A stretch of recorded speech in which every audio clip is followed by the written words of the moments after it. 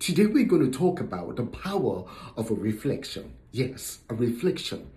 You're walking down a trail and then all of a sudden you look over and you see this clear pool of water. It's nice, calm and tranquil. You decide to walk over there and you look into the water. What you see is your reflection. You see a reflection of who you are. You see a reflection of how you look. You see a reflection of the expression that you have in your face, how much life is exuberating from your skin, how much peace seems to be radiating out of your eyes. You see all of that in the pool of water. Whenever you look in a mirror and you're getting ready for work, or you're getting ready to go out somewhere, or you're just getting ready to go to church or go to a meeting or a party or anywhere you're going, even to eat with friends, and you look in the mirror, then what you see is a reflection of who or how you look at that point in time, how you look at that spatial point in time, and that's very important to us. You see, so in our lives, we have to realize that there is a power of the reflection that we're giving.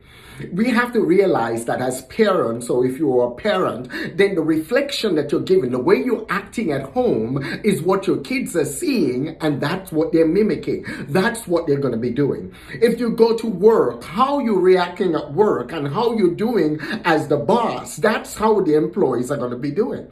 If you're slapping the work together and you're not getting your work done, your employees are going to slap the work together and not get the work done. If you're not showing up to work when you need to show up to work, your employees are not going to show up to work when they need to show up to work. All of that is going to happen. If you're showing up late, they're going to show up late. If you're not doing your work in a timely manner, they're not going to do their work in a timely manner. And you see, that translates in everything. You see, I like doing things with a spirit of excellence. And the reason why I do things with a spirit of excellence, I want that to transcend to my friends. I want it to transcend to my family. I want that to transcend to everybody that I go to church with, everybody that I interact with every single day.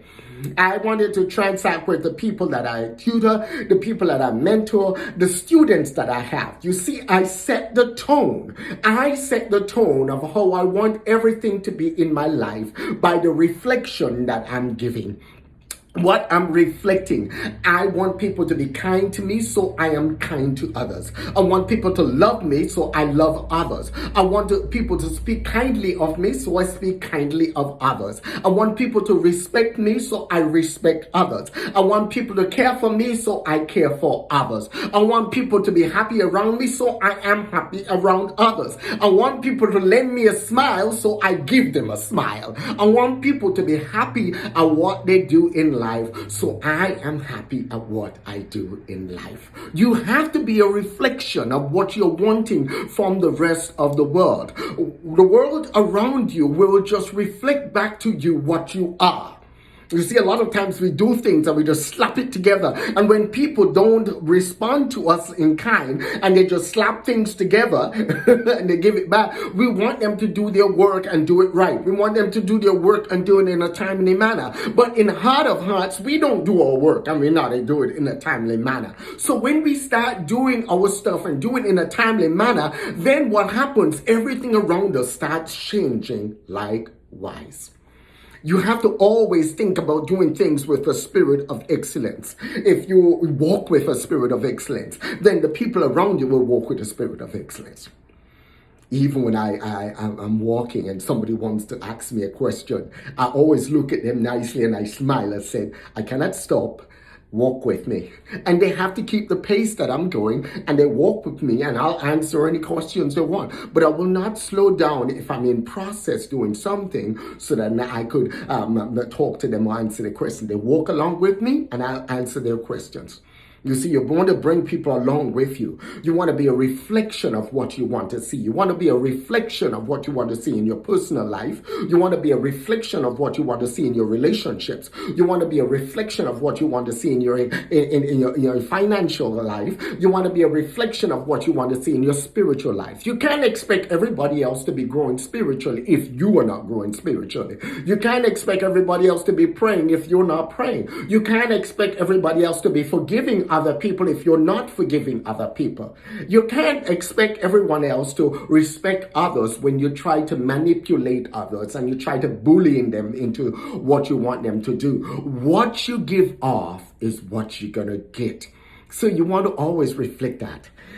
One of the toughest things of reflecting is when you have to forgive people, because the good book says you got to love one another. Irregardless of what they've done to you, you got to love one another. So a lot of times, even when people say things bad or try to bully me or try to do different things that they try or different things that they do, because that's their nature. You see, everybody will act according to their nature. Everybody will reflect what is inside of them. So you see, it's very important that we get into the good book every day. And as we get into that good book, allow it to wash us, allow it to transform us. Then what's on the inside of us starts reflecting on the outside of us. And nobody's perfect. I'm not. And nobody's perfect. We all will mess up. We all will make mistakes. We all will treat people like how we shouldn't treat them. But it's learning from those mistakes. Learning from those mistakes so that we're reflecting what our Creator wants us to be reflecting. Or learning from those mistakes so that we're growing into the individual that our Creator desires us to grow. If you're not getting what you're expecting in your life, look at what you're reflecting. If you're not getting what you're expecting in your life, look at what you're reflecting. You see, because the fact is, a lot of times in life, we want things and we want God to move and we want things to work out in our favor. But then the reflection, what we're giving out, does not reflect what we need in.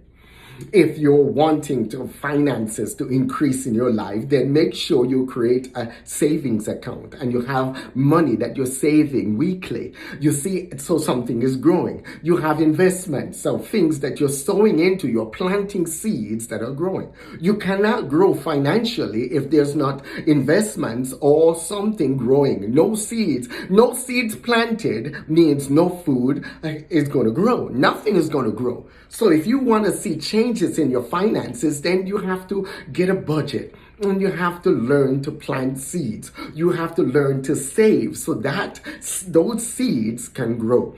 Then you also have to learn to give. You have to learn to give. You see, you have to learn to give, whether you're giving your tithes or whether you're giving to an organization or whether you're giving to different areas. You got to learn to give. You got to learn to take that 10% of what you're doing, what you have, and share it. Give it. Share it. And as you share it, as you bless, then you're planting seeds as well. Those seeds are very important in your life in order to grow. If you want to grow in terms of your intellectual capacity, your personal growth, then invest sometimes every single day reading. Invest sometimes every single day nurturing who you are. What you put in is what you're going to get out. If you're not reading and if you're not growing, then you're not going to get anywhere. You cannot be a solid motivational speaker. You cannot be an entrepreneur, successful entrepreneur. You cannot be a gifted communicator if you're not growing yourself every day. The key to anything is that big D, discipline. You have to cultivate that discipline. Whether you want to work out and lose weight, whether you want to get in shape and look in shape, you have to be disciplined. So therefore, you have to cultivate that discipline, that consistency, that ability to stick with something and keep going over and over again. And you have to make sure that the people you have around you reflect who you are. But you see, the moment you start reflecting what you're expecting, the people around you will start shifting and readjusting to fit the group that you need to have around you that are versed or that are good at reflecting what they are expecting. Success attracts success. So go out there and learn to attract success. Go out there and learn to reflect what your Creator have created you to be.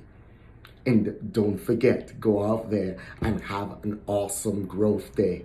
don't forget, hit the subscribe button below. Hit the subscribe button below. And when you hit the subscribe button, don't forget to select the bell, because by selecting the bell, it gives you the wonderful opportunity to be notified whenever I add a future video. God bless you.